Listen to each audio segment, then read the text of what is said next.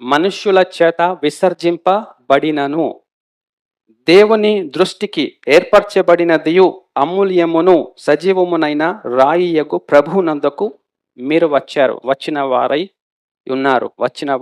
ఉండండి. ప్రభు దగ్గరకు వచ్చాము. ఆ ప్రభు ఎవరంటే మనుషుల చేత విసర్జింపబడిన రాయి. ప్రధాన యాజకులు, ప్రజలు అందరూ కూడా యేసు ప్రభువుని చంపేయండి, మాకు బరబ్బను విడుదల చేయండి అని ఏకగ్రీవముగా వారు కేకలు వేశారు. They rejected the Lord, తృణీకరించారు.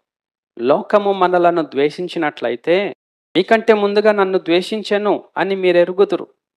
Already నన్ను ద్వేషించారు, నన్ను తృణీకరించారు, నన్ను వద్దనుకున్నారు. వారు ఇష్టపడలే నన్ను.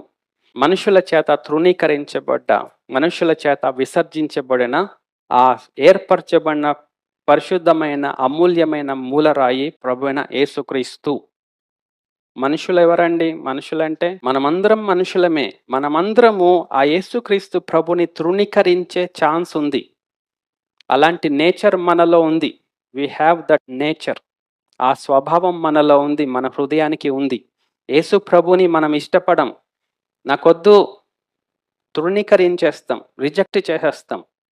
వద్దు నాకు యేసు ప్రభు, తృణీకరిస్తాం. అలాంటి అవకాశం ఉంది. యూదులు, దేవుని బిడ్డలు, యాజకులు, ప్రధాన యాజకులు ఆ దేవుని కుమారుని ముఖం మీద ఉమ్ము వేశారు. ఉమ్మి వేసి గుద్దారు.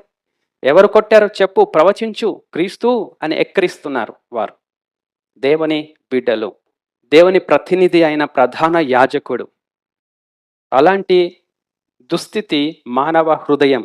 అందుకే దేవుని వాక్యంలో ఉంది, మనుషుల యొక్క హృదయము అది ఘోరమైన వ్యాధి గలది, అది మోసకరమైనది, డిసెప్టివ్.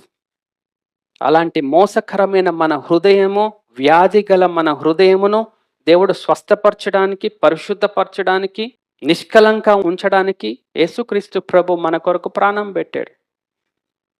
మనలను ఆ జీవము గల పరిశుద్ధమైన ఆత్మ సంబంధమైన మందిరముగా కట్టబడడానికి, మనం సజీవమైన రాళ్ల వలె మనలను దేవుడు ఏర్పరచుకోవడానికి ఆయన పిలుపునిస్తున్నాడు.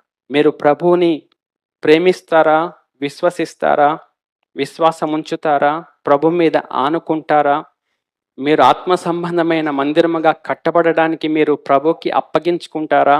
ఆయన కడతాడు, మీరు కట్టించుకుంటారా?